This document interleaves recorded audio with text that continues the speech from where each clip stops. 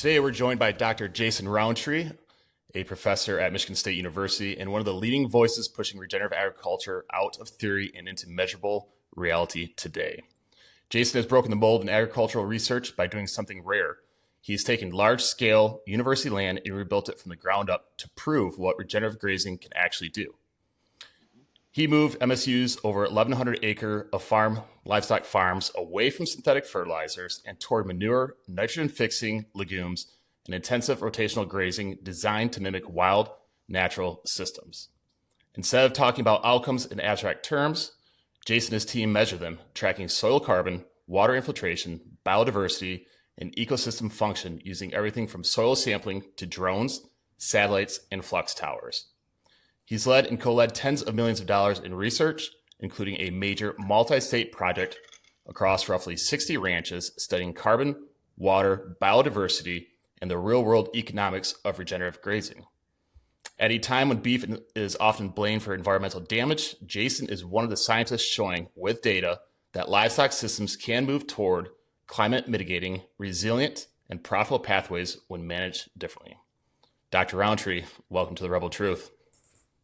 Who you talking about? That ain't me. Come on, man. I don't know about. Good morning, Justin, Jenny. How are you guys doing? We're fantastic. Super honored and excited to have this conversation with you today. You are a wealth of knowledge. I know when I get around you, my mind kind of shuts down. You talk in terms that are way more technical than what I can comprehend. That's why I'm glad that Jenny's with us today so she can help me unpack it. But in all seriousness, you are a wealth of knowledge. You are known in the regenerative agriculture world, highly respected. We are super excited to have you today.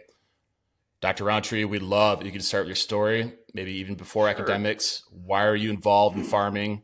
Why is this a passion of yours? Why are you doing this research? Yeah, cool. Well, thank y'all for having me, and I'm so proud of what you guys have built, and congrats on all your successes. And yeah, So I grew up, man. I was a kid of a dentist. My dad was a cosmetic dentist, and he moved after dental school right north of Houston, Texas, and which the community was a little dirt road when we moved out there. I was probably a couple years old, and that area ended up turning into one of the most highly lived in area for Shell and Exxon employees. As the oil industry was really booming in the 60s and 70s. And so we moved out there in like 74, I think, 73. And so, I grew up kind of in a suburb. And when my sister and I were probably like in elementary, junior high, we had this really great fair. It was a Humble ISD livestock show fair. And so my sister and I both went, and we told our parents we love this and we want to do this. And so we were able to work with our 4-H and FFA program locally, and we had this really great barn that was not far from our home. And so we started showing sheep and cattle and hogs, and I just got addicted to it through 4-H and FFA. And so we showed all over the state. Texas is like hyper 4-H, right? And so we, showed at, San Antonio and Houston and Fort Worth and our state fair and our local fairs. And so from there, I got really just keyed in on livestock and what good livestock are. And went to Texas A&M and wanted to be an ag teacher, and, was really involved in livestock judging. And that took me to grad school where I coached livestock judging teams. I learned more and more, and I taught meat animal evaluation at Mississippi State and coached judging teams, and then went to Michigan State. There's opportunity to come up to the North Country, and this would have been 98, I think. So 27 years ago, I guess.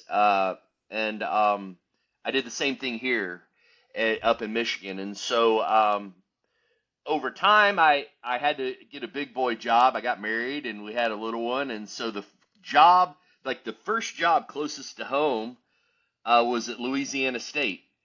And so I graduated with a PhD here, working with Dr. Gretchen Hill and Dave Hawkins in nutrition, and went down to LSU. And I wasn't doing anything cool.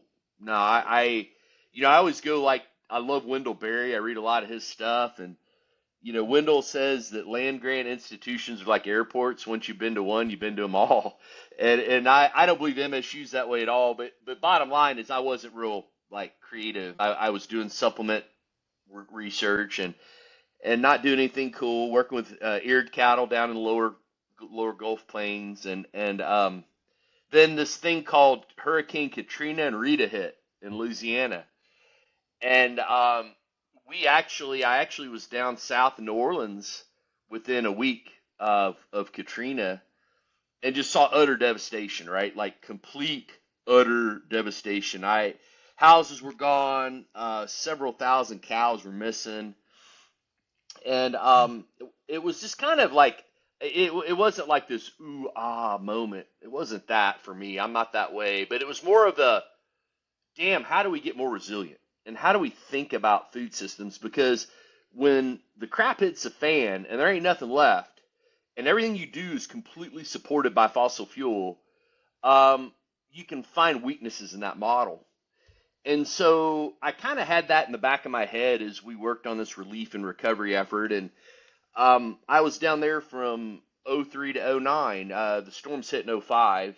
And so my job at LSU was really about relief and recovery for several years, and I just wanted to do more. And so at the end of the day, Dr. Dave Hawkins, who's my advisor here, he retired, and there's an opportunity to come back to Michigan State.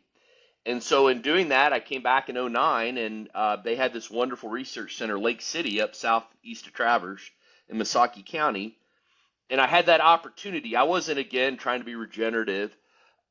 Kit Farrow was a big influence on me, listening to his stuff and reading his stuff. And so I was more thinking about low input, right? Like getting fossil fuels out of food.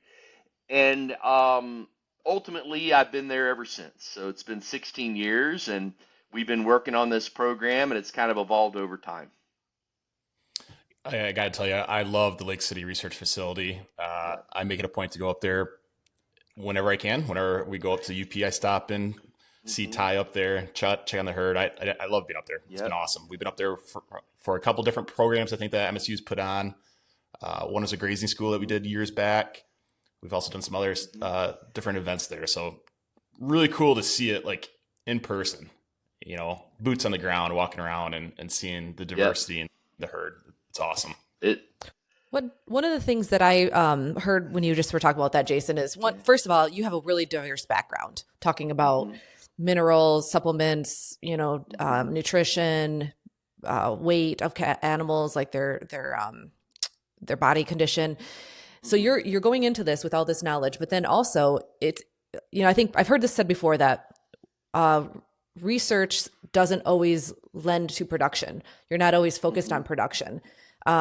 But you're going into that Mm-hmm. looking at low input. How can we have a better system for creating cattle that, or even whatever animals in general, that isn't focused on fossil fuels? So I think that's a Mm-hmm. really important distinction here, that sometimes research can just be for research, but your research actually had something else behind it. It had a purpose behind it. Um, It, the every like whenever you do research, you have to have like an experimental unit, right? Like you have to have replication. So obviously, if you want to go the nutrition route, we put randomized controlled trials as the peak of human nutrition, where you've got ultimate replication, and you can follow humans over time and even do a crossover. Well, often when we do livestock and grazing work, we tend to make a small paddock a replicated unit, right? Like a 2 acre block. Well, as y'all know that, I mean, 2 acres on the west side of your place might be real different from 2 acres on the east side of your place. And so ultimately, I learned a lot about that. And so I started over time trying to think about a ranch or a farm as the replicated unit. So it's a complex entity, and then can you stack these entities on top of each other and get better inference? Um, and that's what we've really built. Now at Lake City, can I take smaller replicated paddocks to answer a high or to test a hypothesis? Yes. But does that 2 acre block scale to the complexity of Rebel Pastures? It probably doesn't, right? And so what has to happen is you have to learn what context is around this research and say, okay, well, if we have a hypothesis, what is the best way to test it?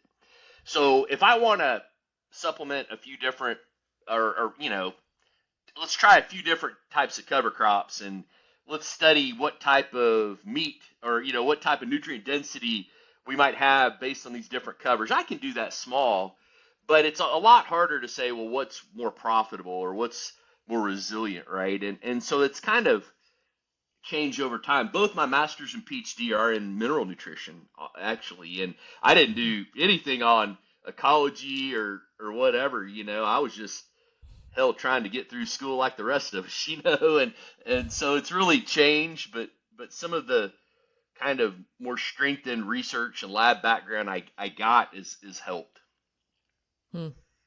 That's awesome.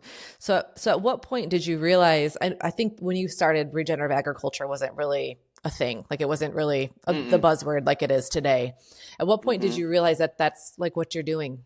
It's not just about low inputs, but it's about everything all connected together. Yeah.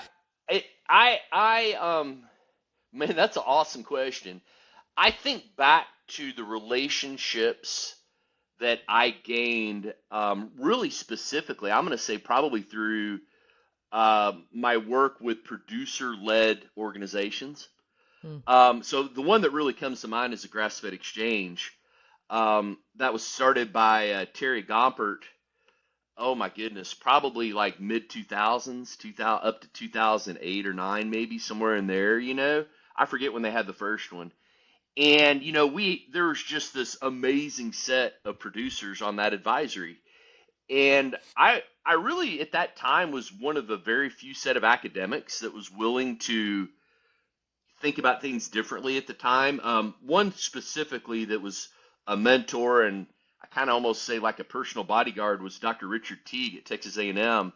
He's an honorary South African. I wouldn't want to get in a fight with him, but he was doing a lot of this work earlier, and I came along kind of looking up to him, and he, people like to cast stones if it's not personal, it's not on purpose, but if you're challenging a paradigm, if you're challenging status quo thinking, it's easy to just be reflexive and not in a combative way, but I dealt with a lot of that early on. And so ultimately, but sitting around a table with really awesome farmers and ranchers that were, I believe, years and even decades ahead of research, that were out there proving these things, that's when the penny dropped. And that's when the opportunity also came to say that I can be a voice and use science as a tool to show what these farmers are saying and doing. And so that's really when it dropped. And at that time, it had been the likes of, Will Harris and Gabe Brown and, Terry Gompert was hugely impactful at our farm. And so what I did, Jenny, is like when I actually came here in '09, I knew I didn't have the tools to build Lake City in the vision that I wanted. And so I had, I get startup money. And so I brought in a lot of really great people to help guide me and counsel me. Terry Gompert was one from Nebraska, Doug Peterson from Missouri, Jim Garish, who at that time was out of Missouri and in Idaho, Alan Williams helped me put our cow herd together. And so it's like we're a farm of the people, we're a farm of the farmer. And that's kind of really what I want to say. Dr. Ben Bartlett was tremendous as well, and so he's a Michigan, was in extension at the time. And so not to lament too much, but it is about being what we call action research. It's like doing research with people and not just like compartmentalizing in a silo. Right. Yeah. I think unfortunately a lot of research that does happen in the big education world is that way. So that's awesome that you brought in all those different people in all those different areas. We kind of did the same thing when we started our farm is We realized if we wanted to grow our farm and we wanted to gain this knowledge, we needed to do it quickly. So we Mm-hmm. started visiting farms all over the country, and we would do a fall farm tour. And, we went to Joel Salatin's, we went down to Will Mm-hmm. Harris. We did an Understanding Ag. We did a Soil Health Academy with Gabe Brown and Dr. Alan Mm-hmm. Williams. And so we just really immersed ourselves and kind of very similar, just kind of really just dove in to learn it all. And Yeah. If I could say real quick, I think the one thing that we get, like, I don't know if confused is the right term, but when you do like research, often you try to eliminate variation to answer a specific question. Unfortunately, that variation as farmers and ranchers we deal with every day. It could be climate variation or weather variation, or I use the wrong bull variation, or all this stuff, right? Um, but at the end of the day, what I've learned is these farmers and ranchers, and it really kind of resonates with what y'all did, is there is the key of it's the power of observation. And that, oh, I might not have a metric right, or a kilogram per hectare right, or I might not say the exact number, but what I've learned from these people, including Alan Savory in Zimbabwe, uh, and others, is that their ability to observe change on the land is superior. And I think that's what really separates a lot of thinking in agriculture today, is that often farmers don't have time to be observational because they're just trying to get things done. But what I've learned from these guys is that they are incredibly observational, and they can very much see how their management teases out differences in landscape function. And so that's where I see like their superpower, and having that observation. And honestly, often observation is translated into science as being anecdotal, right? Oh, it's anecdotal. Well, you don't know for sure because it's anecdotal. Well, that's all bullshit.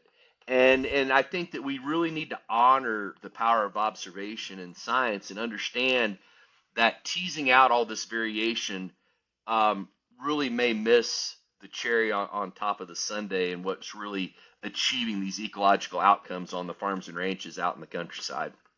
yeah. Yeah, so that resonates with me a lot. Mm-hmm. I'm of the mindset of, hey, we got a full day's work, get in there, get chores done, get animals moved, set up the new paddock, new fencing. And Jenny's always been the one to like slow down to observe. And I'm thankful for that because it's become a part of the way that we farm and ranch. When I go out and move the Mm-hmm. cattle, I'm not even necessarily looking at the cattle. I find myself looking down at the ground more, looking to Yeah. see how the recovery is going, seeing what kind of diversity Mm-hmm. we have in our growth. And I totally resonate with that because there's a lot changing. The season, the time of Mm-hmm. the year, there's just constantly we're looking at the land and adapting constantly. There's no constant on the farm during the grazing season. It's rapidly changing from weather And therefore, you storms. can't replicate it. You can't replicate it because every year's different. Everything's confounded in space and time and decision making.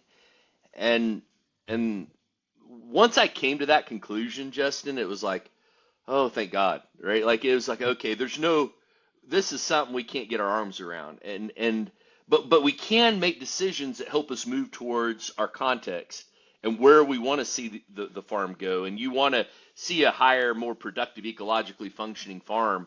So those things that you're observing help you make better decisions. I think too. I think the foundation. Jenny and I came into this as first generation farmers, so we didn't have any preconceived notions of how Mm-hmm. things should be done. And I think that's actually a blessing for us coming Mm-hmm. into it as newbies, coming into it with open minds, absorbing information from so many of the names that you've listed, Dr. Alan Williams, Gabe Brown, Will Harris, yourself, on and on and on, bunch of people, and just absorbing all that information.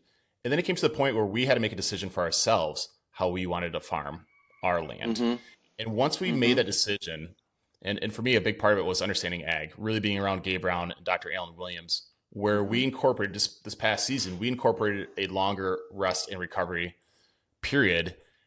And I got to tell you, Dr. Rowntree, Mm-hmm. major difference in our carrying Yeah. capacity. And so for us, it's not that we're doing the right thing, but it's that we picked something that we're going to implement and stick Mm-hmm. to and then adapt as necessary. But you kind of we had to have a framework of how we were going to operate. Yeah. How many days are y'all at? If you know off the top of your head, what was the shift in your recovery periods?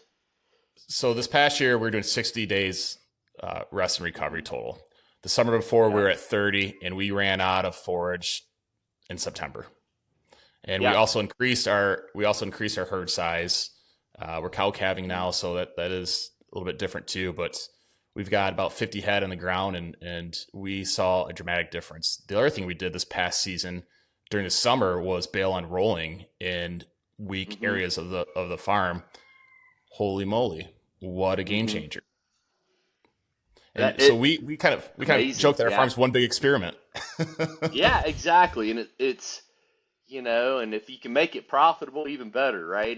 And so just to share some data from our place, we've I honestly I go all over the world. I was in Australia this fall for 2-3 weeks working, and I talked to really pretty sharp people in this stuff all over the world. And if I had to like say one, not just one tool in the toolbox, right, that provides the like that this one tool can give you the greatest percent of improvement in productivity and function, it would be adequate recovery periods, right? Hmm. And I see it where I go globally, and so by doing that, just for your audience, okay, some definitions. I don't want to get too far ahead. The amount of recovery is the time from when animals graze plants, and that plant has had enough time to recover from that grazing event and begin to actually go into the stage of wanting to put up a seed head again, right? So the plant's been grazed, and then we lay off of it, and then we let the roots recover, and the roots absorb. It's a beautiful thing, right? The cow wraps her tongue around the plant, yanks, and then the first thing that happens is that plant sends a signal to the root to put out exudates or sugars.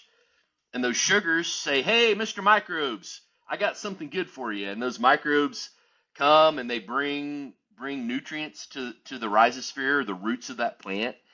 And all this beautiful biology takes place, right? And ultimately, those nutrients and that time of recovery lets the plant rebuild. And as we hope, as this progresses, those roots get stronger and deeper and more healthy, right?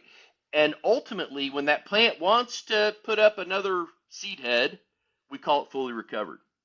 Now we can choose to also rest that plant and say, okay, well, we're going to let it recover, but even after that, we're just going to let it rest now, and we're going to let it hang out, and we're going to let it really do its thing, and maybe let it sit for 100 days or whatever, right? And so we've got this really involved research funded by a lot of great people, Foundation for Future Ag Research, Noble Research. It's like I feel like I'm a NASCAR dude with all the patches on my sweatshirt of all our funders, but Jones Family Foundation, Green Acres, Butcher Box, others. And so I've got paddocks. Okay, I'm playing replication now, but I've got a 10-acre block with as much instrumentation as you can think about, right? I'm measuring CO2 cycling with flex towers. I'm doing remote sensing. We're flying over drones. We're measuring the methane from the cows. And in one of those systems, I'm putting cows in there, and this might sound familiar, and I'm letting it graze it down to like this much, like, a couple inches. And I pull them out, and I count 30 days, and I put them right back in. And I let them graze it down, and I pull them out, wait 30 days. So I'm doing a 30-day prescriptive rest rotation. In the adaptive treatment, I'm letting it recover for 60 to 90 days based on our eyeballs. And we've been measuring carbon cycling. We've been measuring animal performance. We've been measuring all the things we're talking about in those two systems. And I can tell you based on 3 years of data, it's not published, it's nothing official, but the amount of carbon dioxide we absorb for photosynthesis and that longer recovery is much greater. And we're seeing more net ecosystem exchange and more productivity in that system. We're seeing greater weaning weights in that system. We're seeing that system improve, and that one I'm hitting every 30 days, we're starting to see it go backwards after 3 years, right? So that is a situation where all this data and spending millions of dollars on fancy stuff just like basically tells you that my eyeball's right or your eyeball's right, your observation's correct. But we do see it with data, no doubt. Well, this was supposed to be my next question. You've led over $27 million in research. And the question is, what's the one finding that you found? Oh, the most significant finding. The longer I live, Justin and Jenny, the less I know. That is what I've learned. And I've learned some things, like recovery. I tell you that recovery and keeping ground covered in agriculture, whether it's grazing or row cropping, that to me is the apex, the pinnacle of what we need to be doing in agriculture today, allowing for adequate plant recovery, and in our farming, it's those soil health principles. It's the things we learn about, whether it be keeping ground covered or living roots, or getting animals back in cropping. Those things are all so paramount. But I can tell you that, and the point, I started on that definition route, and I went ADD a bit. But what I want to say is that, the other thing is that those two systems I just told you about, the stocking rates are pretty much the same.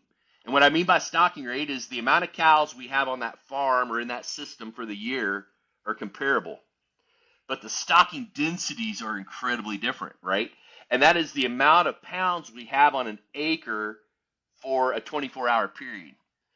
And so in that adaptive group, or like when you talked about increasing your recoveries, Justin and Jenny, the only way you could do that is giving them less ground on one day, but you're dramatically increasing the amount of weight that was on that acre for that day. And by doing that, you get much more manure and urine and animal impact per square foot by that approach as compared to leaving the cows in for 3 weeks in the same place and pulling them off and waiting 30 days, right? And so stocking rate, stocking densities, and recovery periods, those are, that is like the way that we drive. You can't out-recover overstocked systems, meaning you just got too many cows for the amount of grass you can grow. You can never do that, right? But so I don't know if any of that made sense. The other stuff we've done a lot that I've enjoyed over the years is looking at nutrient density and saying, okay, well, if we grass finish and grain finish, or if we throw some supplements in the mix, and what is happening with nutrient density. And I don't get in the beef fight. I had a Costco Prime, or no, it wasn't Costco. It was from our MSU Meats Lab the other day, right? Like I was at our Meats Lab. What do you got? Oh, we got some beautiful ribeyes. I was like, I'll take one. They're from our local feed yard on campus and killed at our local plant. So I ate one of those.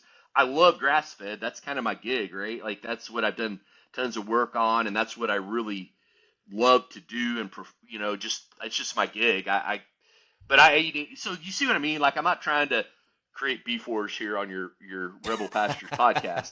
But what I am social media saying will do is that for us. Don't worry. There are differences, right? There are differences in those products, and they're not unhealthy. I don't believe any of them are unhealthy. I believe there's nuance in the different products. And our research has shown that consistently, that if you want a heightened omega 6-to-3 ratio or improved omega 3s in your beef, then grass-fed is your answer. There was some recent work that came out of Chicago. It was Chicago University, I believe, where they showed that this transvicinic acid has the potential to be highly anti-carcinogenic in a rodent model. And it is a polyunsaturated fatty acid. So I was like, well, what's the difference in my different, beef? Well, it just showed that, my goodness, our grass-fed had 3- and 4-fold more transvicinic acid than our grain-fed did. Now, but guess what? In a lot of our research, they're monounsaturated, like you think oleic acid and others, like you might see in olive oil. We see quite a bit of that and more in our grain fed than we do our grass fed, right? But what I do want to say is there are some unique differences, and I would say for like those hardcore health nuts out there, that the grass fed that we've measured has what I would call like a really ideal nutrient content. Okay. Again, I'm not saying that the other beef we test and use in our grain fed is inferior or unhealthy. I'd much rather, see people eating that than impossible whatever. But so that's another thing that I have learned, and that I think we can influence these ration, like we can influence beef nutrient quality and beef nutrient density really in a 60 to 90-day window Hmm. based on what those animals are eating right before they go to finish. So you may not have the most ideal situation, but if you can really hyper focus your nutrition in that short window, you can really impart those nutrients you want to see in the beef through that last period of management. Yeah. All right, Dr. Rowntree, there's a lot to unpack there. You hit on nutrition. We hit on prescriptive versus adaptive grazing. I want to touch on both those, but let's stick on the nutritional route here. I think a lot of what our consumers today are concerned about is inflammation. The omega-3 to omega-6 ratios, right? That's a hot topic. Yeah. It's not just in beef. I read something yesterday about farmed salmon as well compared to naturally caught wild salmon in Alaska, the difference in omega-3 to omega-6 ratios. Also, something for Jenny and I, we are grass-fed, grass-finished. We are not feeding any grain. And our rationale for that might be different than what some people believe. And so from our own anecdotal research, studying and learning, we started asking more questions. And we see some people are finishing beef with DDG, dried distillers grains. And at first, it seems very innocuous. It seems very innocent. And at first, my picture is of a brewery with their spent grain. And unfortunately, the more I learned, that's not necessarily the case at all. That a lot of our corn in Michigan and in this country is not raised for food, that is actually raised for other purposes, for livestock feed and for fuel purposes. My concern with that is how that corn is raised. I know driving from my home base here to our farm down the road where my cattle herd is, during the summertime, the amount of chemicals I see sprayed on these fields is insane. From crop dusters to the tractors out in the field, and to this past year, a lot of drones out in the field spraying. So my concern is that this corn that is not food grade corn is being sprayed heavily and is being fed to livestock. And so as someone who's eating meat, feeding my family and wanting clean, healthy food, for me, that's the reason that I don't want grain fed beef. And maybe I'm wrong in that, but I believe we are what we eat eats. And so if you follow that, I believe there's got to be a trace of those chemicals coming through that feed into the meat if that animal is being fed that feed that's been sprayed heavily. Sure. Yeah, and it's a tough one, right? So just to kind of break it down, used to grain, we grew corn to put in livestock, right? And now we grow corn to put in cars, to put in airplanes, and to put in processed food. And so ultimately, I think today the last data I saw is like with respect to cattle, I think less than 15% of the corn crop anymore, or the byproducts of said corn crop, actually do go into livestock anymore. And so it's been a huge shift of really sustainable aviation fuel is a key one driving it. But I believe that for every 50 pounds of corn that goes into an ethanol facility, 17 pounds of dried distiller grains come out the back end. It used to be that number; it could have changed. And so generally that is going to have a lot of phosphorus in it. It's going to have some fat and some protein in it. The carbohydrates have been sucked out because we're putting it, using it to burn fuel, right? So the challenge is that if you look at a lot of the data out there, there's not much. If you want to look at the potential for let's say, heavy metal contamination or glyphosate contamination, things like that. Um, I'm not saying you're wrong at all because it's very like I mean what you're inferring seems very intuitive, right? We just don't have the data. Bottom line, right? Like the data is not near as prevalent on beef as it might be in other foods. Like you see coffee now, and Consumer Reports has the dreaded 10 or whatever. Mhm. And it is a challenge, right? Because like, what are we gonna do? I mean, it's like you've got this monster, food system and this monster fuel system, and here we are, and I think that I can, obviously you make that decision to support your family and your consumers, and that's a good one. I'll say that. Yeah, to me, it's for me personally, just visually what I see, right? Like I don't Hmm. have the background, the degrees, the science, the research, but just looking at it, it's like it can't be good. It just can't be good. And so we all know somebody with cancer, right? I mean, the diseases are through the roof in this country. To me, it's what's going on. Where Jenny and I Parkinson's has live, been huge. Yeah, Parkinson's. Parkinson's. yeah. Well, Where from chemical exposure. Yeah.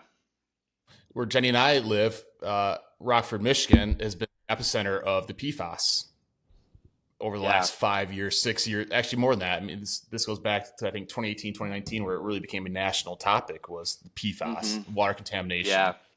and we've learned that Right. it's everywhere. Yeah. Yeah. It absolutely. Sludge. And you know what blows my mind is in Europe today they still do it.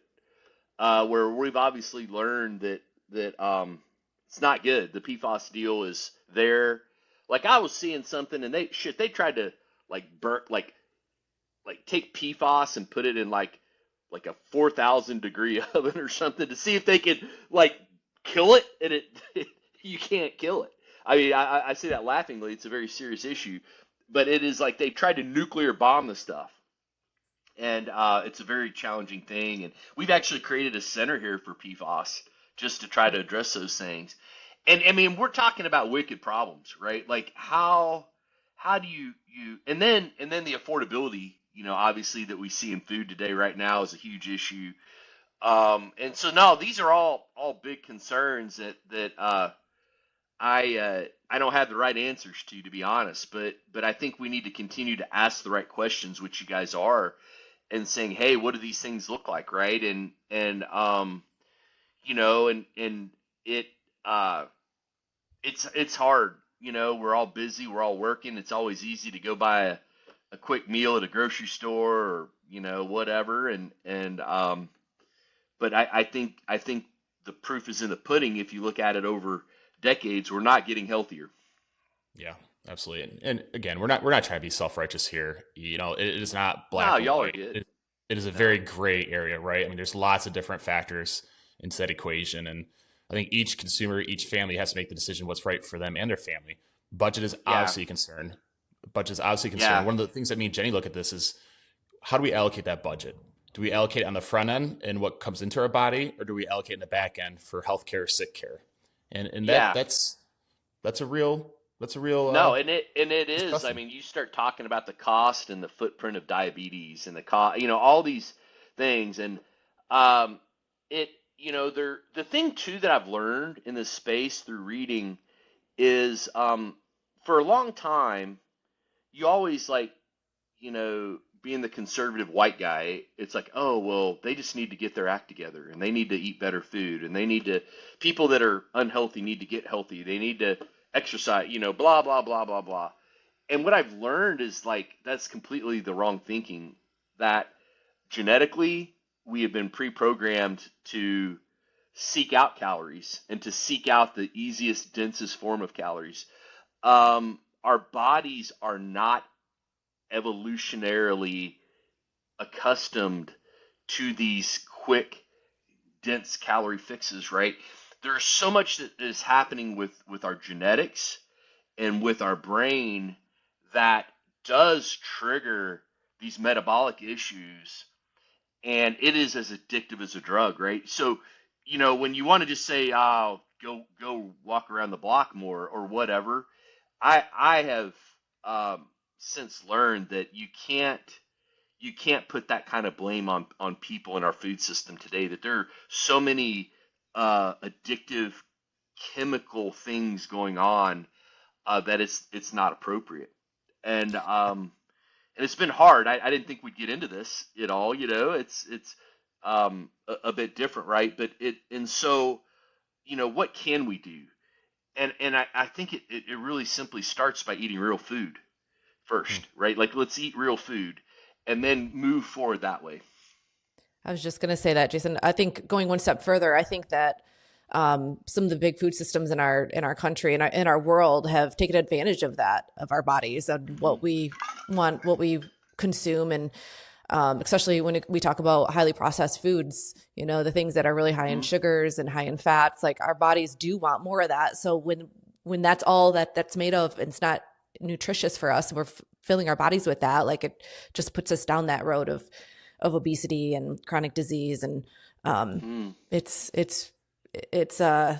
taking advantage of our biology and what our bodies want to make us Yeah. unhealthy. Did y'all ever read the book, The Dorito Effect? No, but I've heard of that. Somebody just recently told me about that book. Oh, it's God, what's Mark's last name? I'm getting can't remember shit syndrome at my age, but uh, my wife says it's like Schlesinger. It's Mark. Yeah, Mark, I'm sorry, bro. We're friends still. I just can't remember your last name offhand. But he wrote It'll the come to you. best book. I recommend anybody to read it. He's written multiple awesome books, but the main ones that he wrote the book called Steak. And anyway, but I'll get to steak in a minute. But he wrote the Dorito Effect, and he went into the history and the mental, chemical, Jenny, as you just indicated.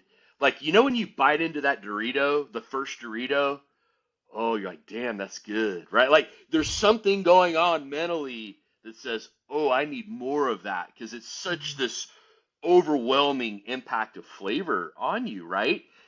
And then you want another one and another one. But then as you go on, it isn't as good. But you still eat the whole damn bag.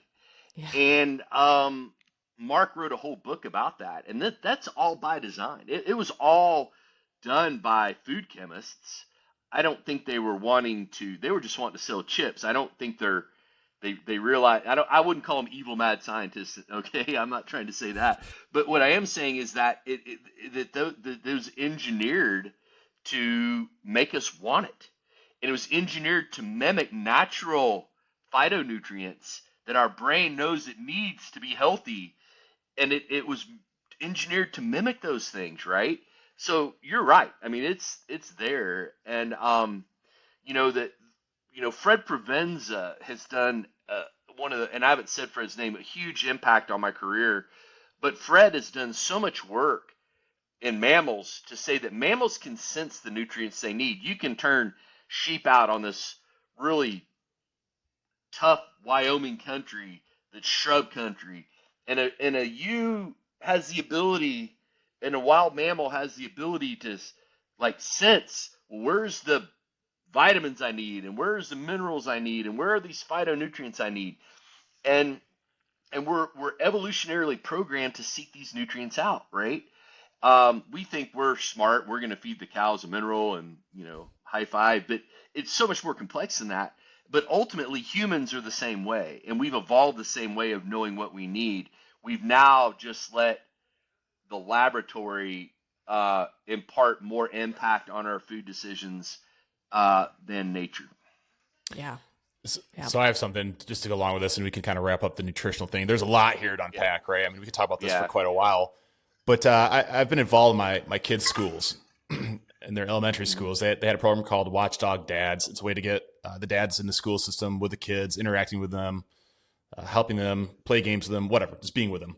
And one of the biggest takeaways I took from that was lunchtime, breakfast and Hmm. lunchtime. And what I witnessed as I walked into the cafeteria was that these kids are being fed a state paid for food program that each item on their tray is individually wrapped in plastic.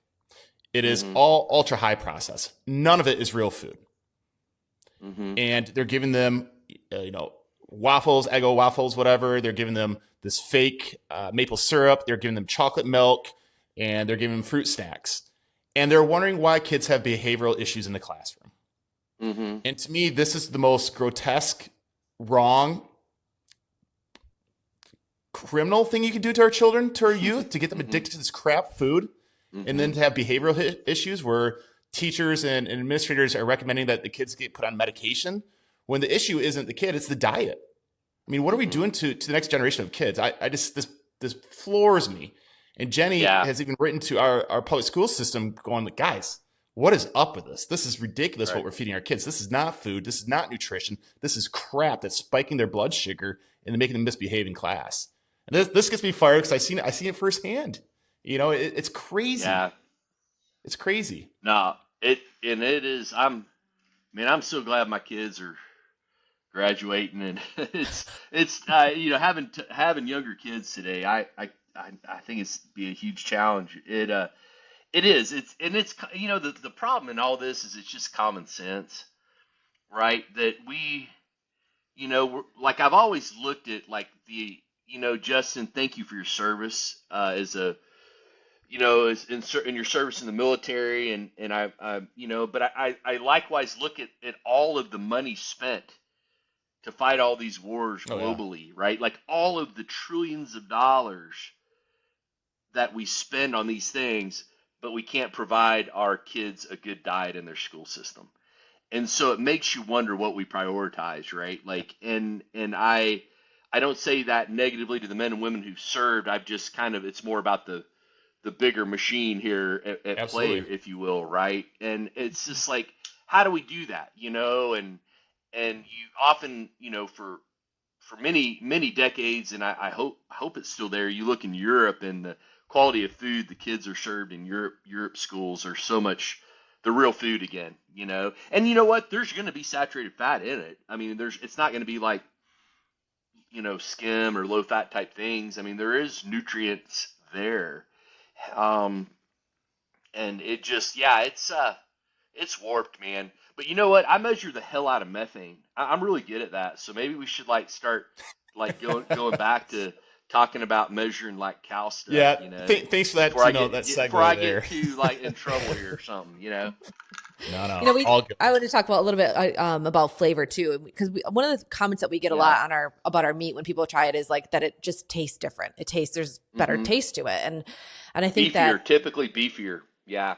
yeah, and our chicken too. Like there's a big difference. Often, if it's somebody that's starting to get into moving away from grocery store meat, it's like try chicken, because I think you see one of the biggest differences in flavor. With when you're tasting texture too, right? chicken. Like there's real texture to it. Yes, yeah. And people are like, why is it like that? And I think that we've gone. It's been kind of this gradual change to these conventional systems where there's a lot of nutrients that have been taken out of our food supply, and nutrients equal flavor. Just like you talked about how our sheep, we see it in our pastures. They go to the stuff that tastes the best first, and they're eating that. But also because flavor equals nutrition. So when you have more nutrition in your meat or in your forage, it tastes better.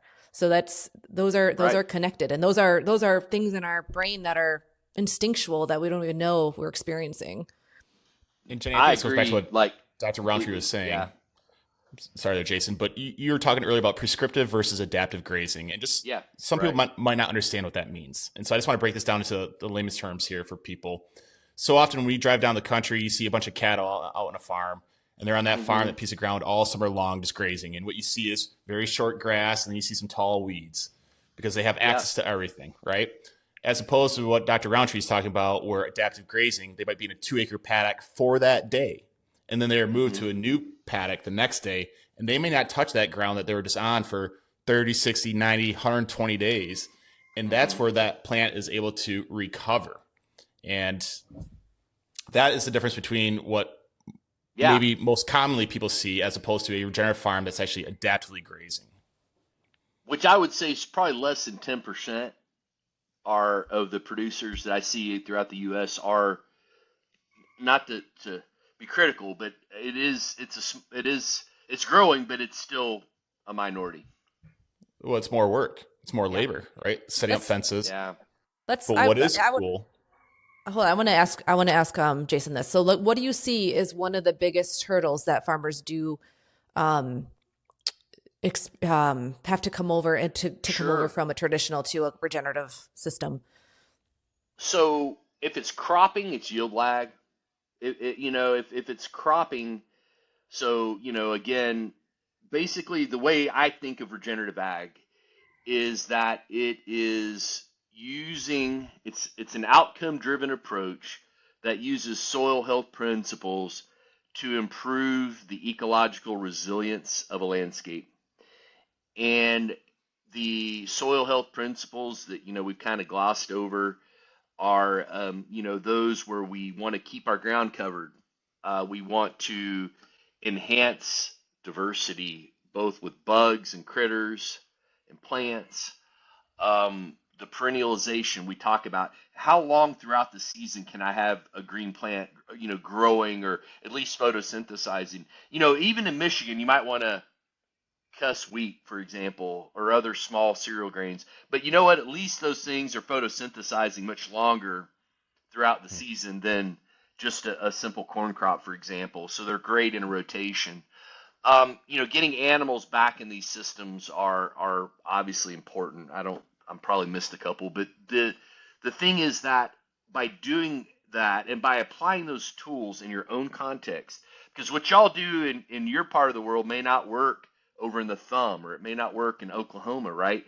So it's Right. contextual, it's outcome driven, and it's up to the farmer to apply the right soil health principles and tools to meet their own goals and their own walk.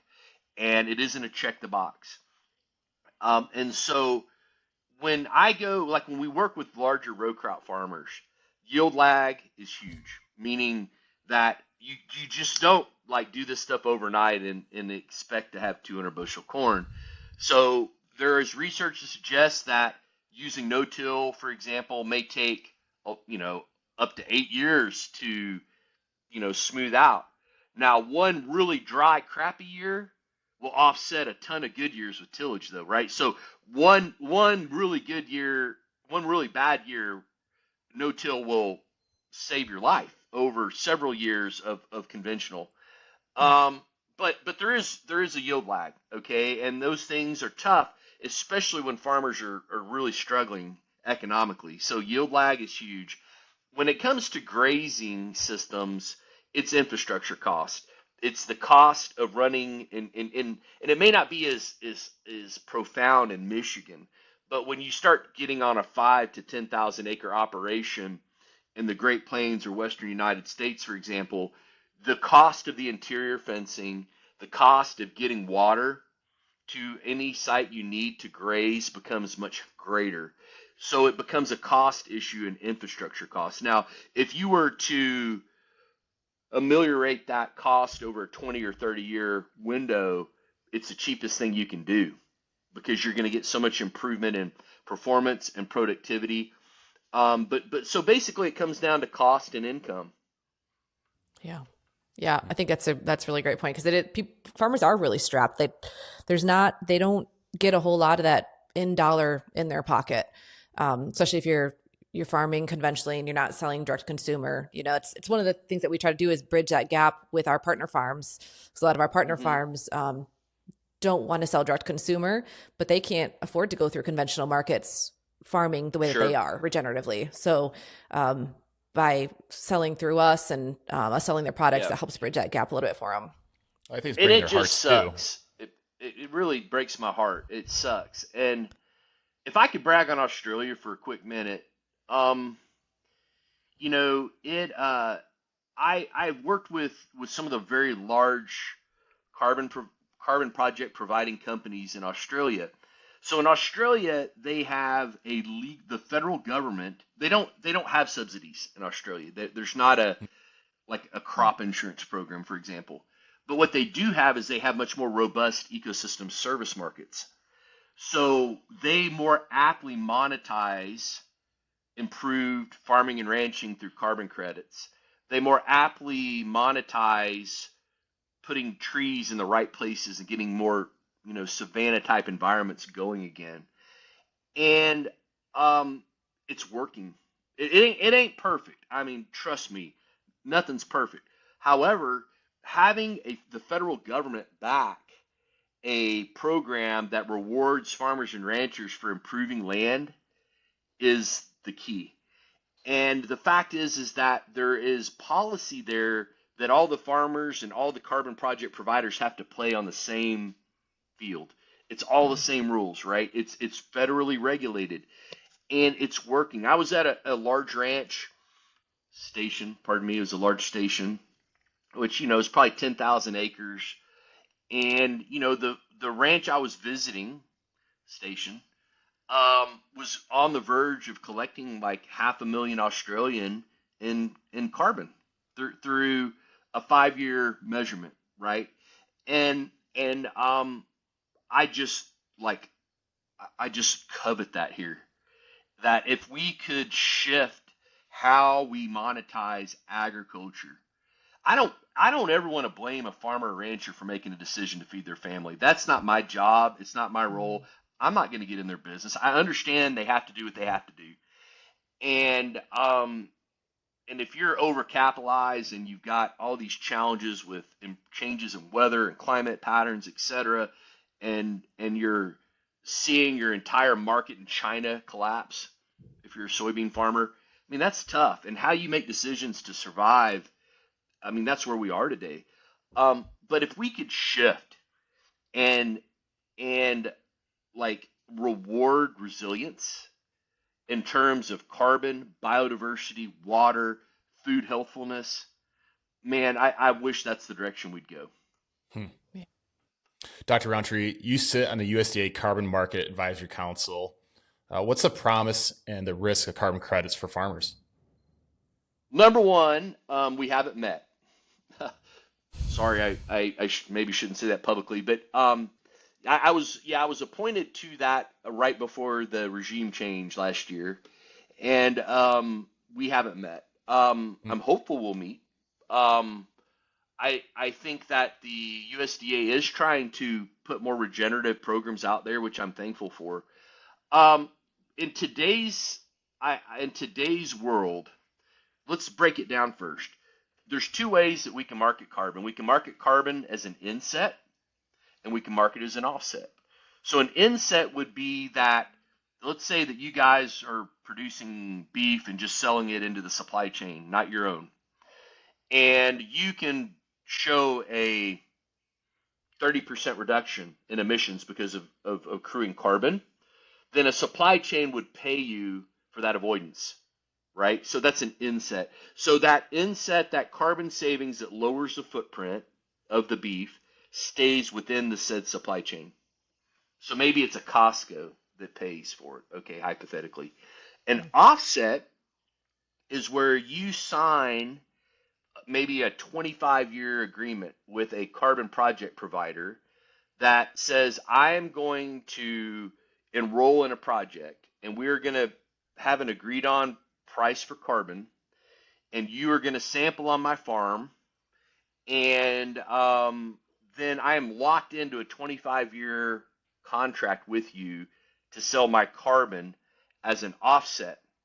And the offset might be Microsoft to offset a data center.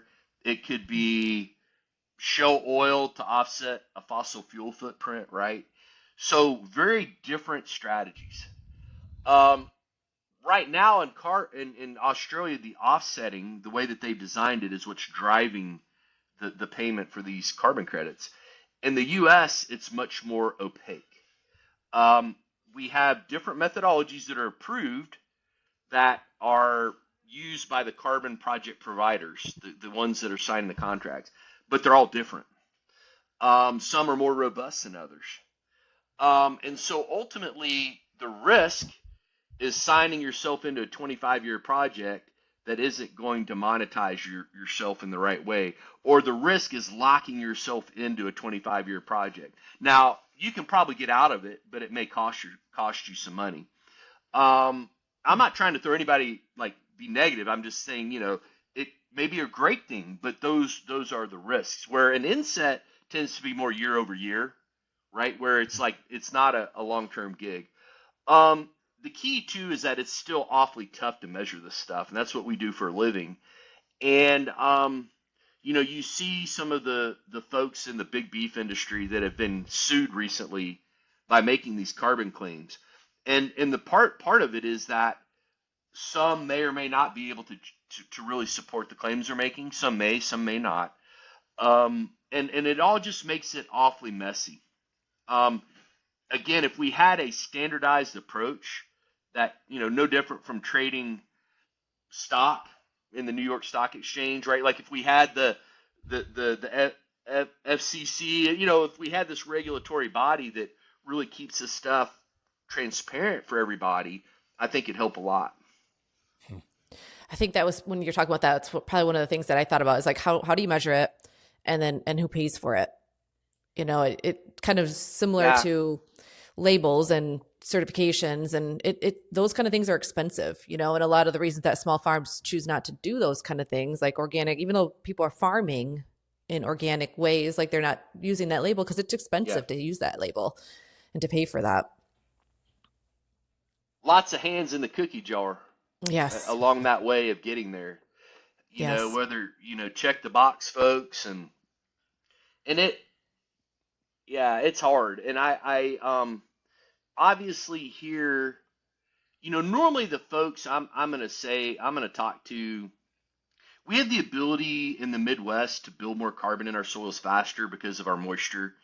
Uh, Generally water isn't as limiting as you'd see it out west.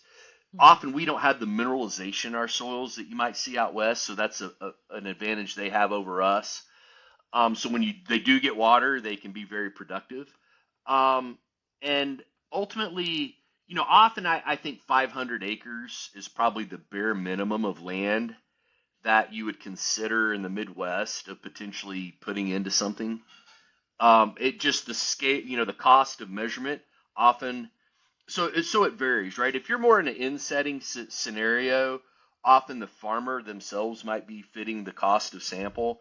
Whereas if you're in an offset, often the carbon project provider will pay for that, but they're also taking a percentage of your payment, right?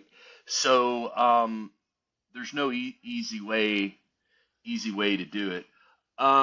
We use a combination of real soil coring, where there's companies that I've seen might do anywhere from 1 core per 20 or 30 acres all the way up to 1 core per 100 acres. It can vary so much based on the spatial variation of land, the cost, etc. Obviously, the less samples, the poorer the measurement is. Most of these programs have pretty low standards for statistical variation, unfortunately. I think it needs to be improved. Um, and even we see challenges with lab to lab variation measuring soil carbon. That lab A, lab B, lab C may come Mm. up with different numbers, and I mean it just compounds the complexity and the challenges to it.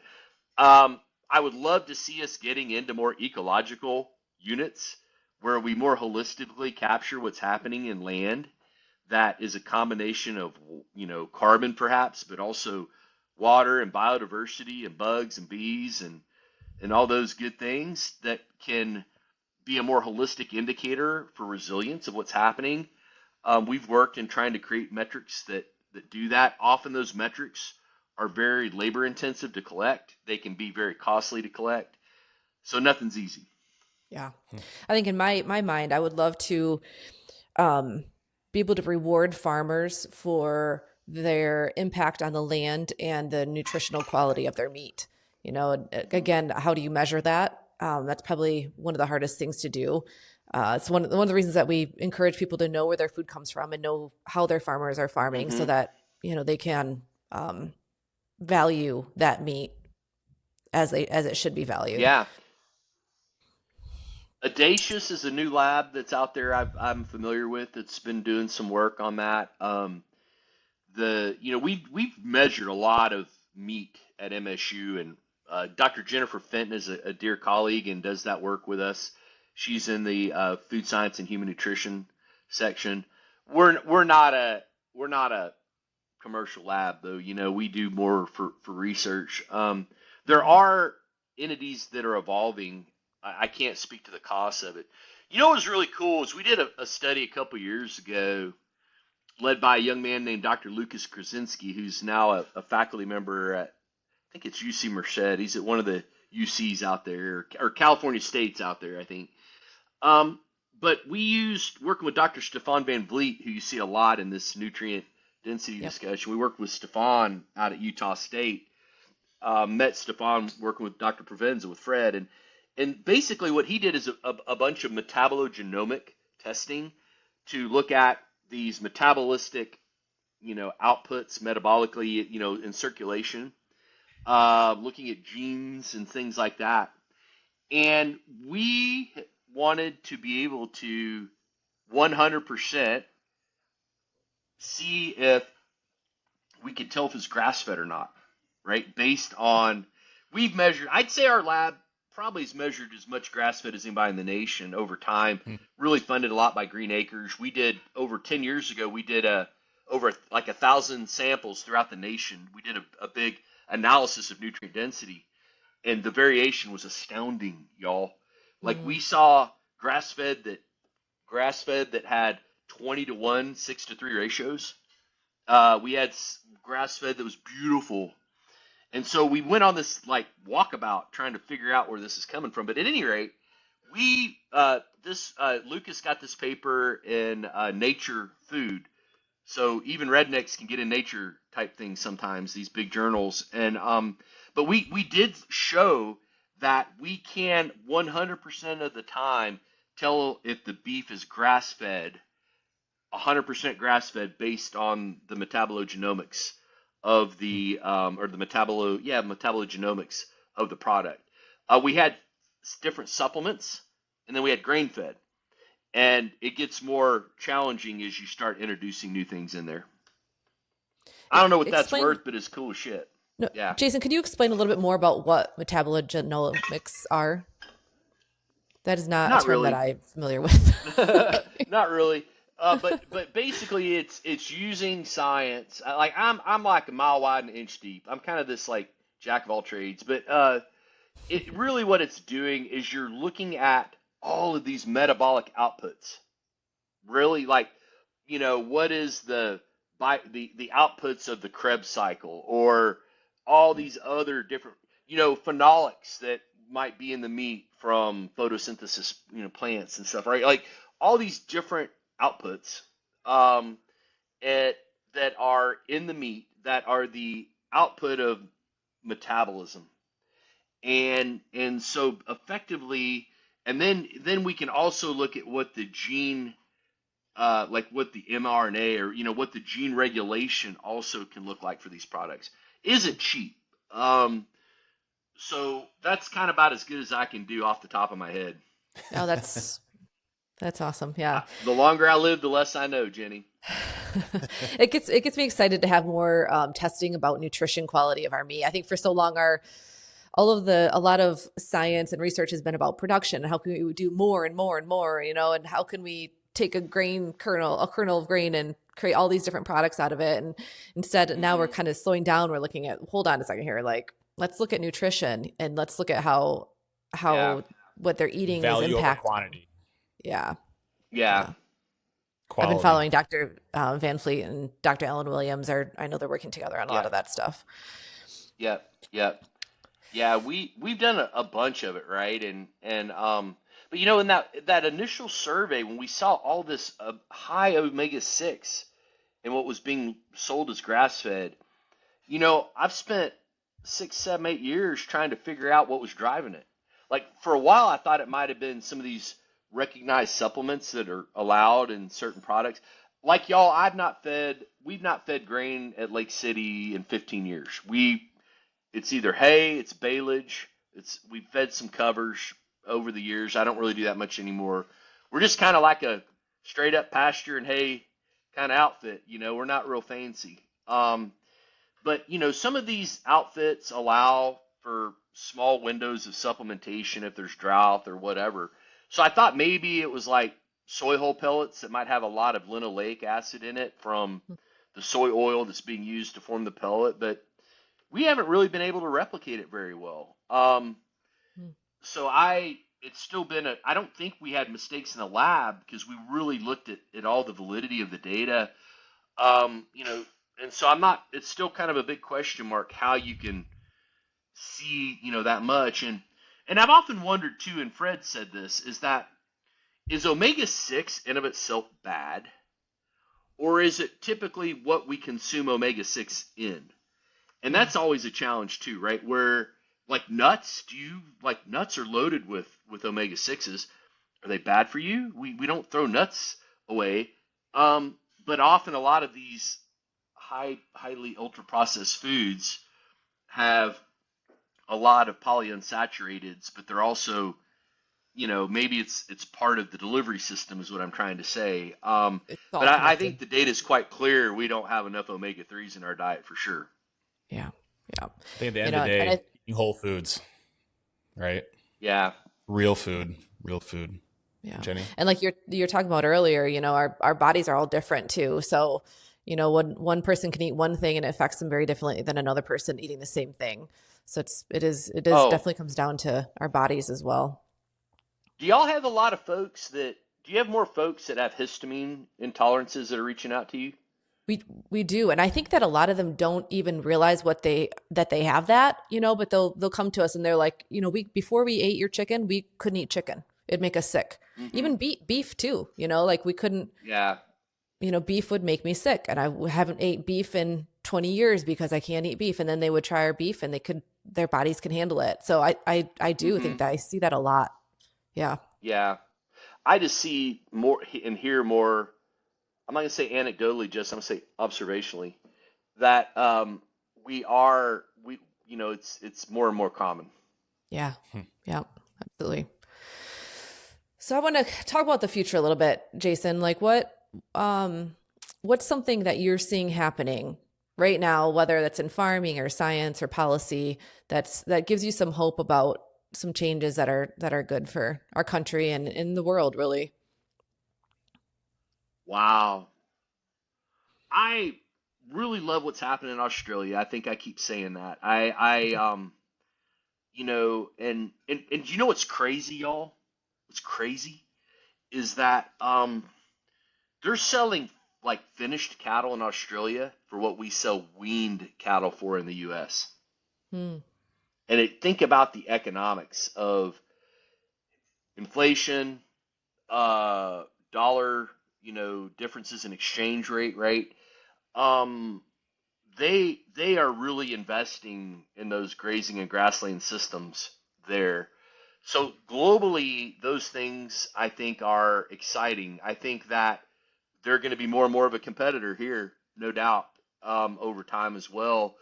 I think that you know some of the I work with all forms of the beef industry. I work with big supply chains. I talk to folks like Costco and others, and I love working with small farms too, like with y'all and you know the relationship I've had with White Oaks and you know Will and a lot of these type of farms as well. I just no farmer left behind is kind of the motto, right? Where we just want to make improvement wherever we can, whenever we can. And but I am seeing that there's more and more scrutiny and reporting that entities are being pressured more to show the footprinting and show the ecological components of food. I think that's a positive personally. I know that a lot of people would complain about that and feel like their rights are being infringed on and you know we're going to use methane to kill all the cows and get rid of them and rewild. I don't think that's going to happen, but I do see more scrutiny in that, and so that gets me. I think younger kids that I see at MSU and others are thinking about farming differently. I think there's going to be the largest land turnover in our lives is going to happen in the next 10 to 15 years, right? Mm-hmm. And in that context, you know, what happens next? So there's one part hope and one part uh-oh, what's going to happen out there that's there um you know, I do think that you know, I have hope for our younger generations still, right? Like I've got kids that are graduating college and kind of that age, and they are more and more like entranced by the ecological components of these things, right? And I get excited about that. Um, what else? You know, things that scare me are ethanol. No offense to any corn farmer, but I see more and more trees getting torn down so we can farm easier. So, those kind of things frighten me in terms of land use. Um, in Texas, I forget whatever the number is, but it's, I don't know ever how many thousand acres in Texas is being converted to concrete every day. Those are huge issues that, we see in terms of land use because once it goes back to concrete, it's not coming out. So I don't know. Those are just kind of a few things on the top of my head. What is something that a lot of our listeners are the end consumer.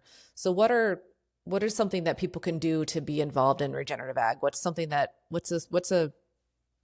they can do? Yeah, and obviously if you can make decisions to participate in a even a hyper local food economy, and knowing your farmer and your food sources are number one. Um, it I think that's huge. I think um I would think giving grace to agriculture would still be something I'd recommend right now because it's like the last thing we need is a circular firing squad on our food system with all the challenges we have. And I don't want to see like grain fed grappling with I that shit's in like 1990s and 20, it's we should be past that by now. And so I think that uh it I always want to believe people are well intentioned in government, that they're trying to do the right things, and you do see glimpses of that currently. I had good working relationships with the Biden administration. I've got good working relationships with the Trump administration. Um, and so really at the end of the day, and the last thing I would say to our consumers, and it there's so much pressure and stress on people to that just do the best you can, and if you can do a little better than what you did in terms of your diet and where you're purchasing from, I think that's a great step. And realize that you can't be perfect. Yeah, absolutely. That's great advice. What do y'all think? About that. Yeah, like what is Yeah. your thoughts on that? Yeah, I do. We talk about a lot about 80%. Like you don't have to be perfect. I just recently heard from I went to a Weston A Price meeting for the first time Hmm. to kind of learn a little about that a little bit. And the woman there He was was a like, dentist. He was a yeah, dentist. Yeah. he was. Her recommendation is like start with your salt. Switch out the salt you're using to a healthier salt. Start with something small, something you're using every day. Like Hmm. if it's not your whole meat supply, switch one night a week, switch to 2 nights a week. I think Yeah. you can start. And I think what happens is you start to realize you feel better. People get off medications, they don't need Hmm. as much doctor visits, and ultimately you do save money. I know that it's more expensive to buy from a local farm, from a regenerative farm over a grocery store meat. But you start to move and make healthier choices, and not buy as much processed food. You see the difference Yeah. as you move, as you Look at change. a beautiful grass fed ribeye from you guys and put that on a weight basis to a bag of chips. Yeah. Yes. Your food's less expensive. Absolutely. Per pound. Yeah. Even if you talk about And fast then food, nutrient Jason. density, we won't even go there, right? But that's the point you're making, right? Like, Yes. what? How much is a Starbucks coffee?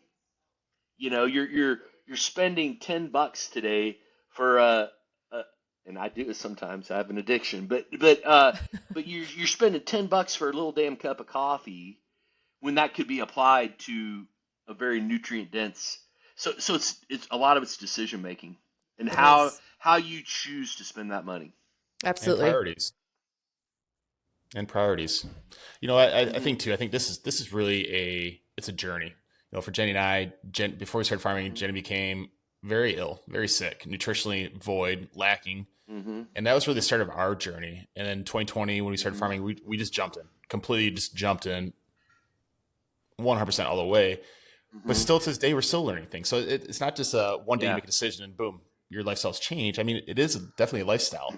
And so each Mm-hmm. month that goes by, each year goes by, we're further down that journey for ourselves, finding what is right for our family, for our health, and our decision making progress. So it's a journey, I think. In America, unfortunately, we want the quick reaction. We want the instant gratification. We want the instant Mm-hmm. results.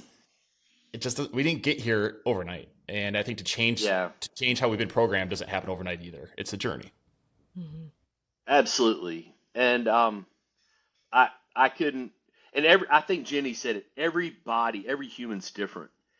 And every farm is its own fingerprint, right? Like we were talking, every farm is different, every human's different, and the problem is we want to make these broad, swooping, claims at a population level, right? Like an epidemiological level, and you might be right epidemiologically at a national level, but you may be wrong with every person at the same time. Yeah. Hmm. Yep. Same with Awesome. farms. Same with farms, and but I do think I really recommend Peter Attia's book about longevity and thinking about medicine 3.0, which is being preventative and getting your health right and things like that. And I'm getting a little on up there, and some of these blood numbers ain't as good as they used to be, and I will say that the data is pretty clear that if we can get out and walk a little bit and move every day, it sure helps the cause too. Yeah. That's why I have cattle. Yeah, how are them cows doing, man? Uh, they're awesome. They're awesome until Good. they're not, right? But no, they're This morning might have been. yeah, we got really cold weather coming, so It's cold I'm here. dumping a lot of hay on them. But I'll tell you the thing that I love about having cattle. They were the last animal, the last species that we brought on our farm. They're intimidating to me. As a big Hmm. bad tough U.S. Marine, 2 tours in Yeah. Iraq, I have respect for those creatures because I know that they can Hmm. kill me. I have Yeah. respect for their maternal instincts when we're calving. I do not turn my back. I'm constantly keeping situational awareness. Jenny too. Jenny's been charged. Uh, it's Hmm. respect for the land, respect for Yeah. life. And to me, what I love Yeah. about calving is that I'm giving life on the farm. And I think Yeah. that symbolically encompasses everything that we're doing. We're about life creation, not about life destruction. And so, Amen. with that being Amen. said, Dr. I love that. Rowntree, thank you for your time, your insight, your You bet. wisdom, your years of academic research. What an awesome conversation. Jenny, any final words for Dr. Rowntree? No, I'm just really excited for this to get out there for our listeners to learn from you, and we really appreciate you taking the time to be on our show. Sure. I'm so proud of y'all and just so thankful that you guys are doing great and congratulations. Thank you. Thank you.